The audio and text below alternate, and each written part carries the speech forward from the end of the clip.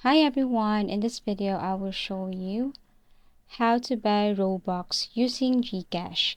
So first you need to go to your Roblox, and then on the upper side, on the right side, you will see this Robux icon or item right here.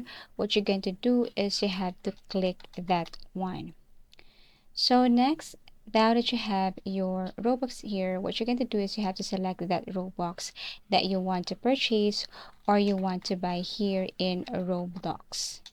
So you have to scroll down here, and let's just say if you want to purchase this amount of Robux, you have to click this one. It will take you directly to the payment method. And in the payment method, you will have your options right here. If you can't see the GCash, go to other options or other payments and then tap on GCash.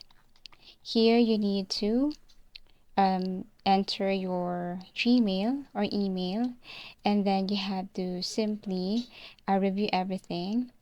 Get your GCash, open your GCash, and scan the QR code and proceed to the payment. And basically, that's how easy it is to buy Robux using GCash. Thank you for watching, and see you again in our next video tutorials.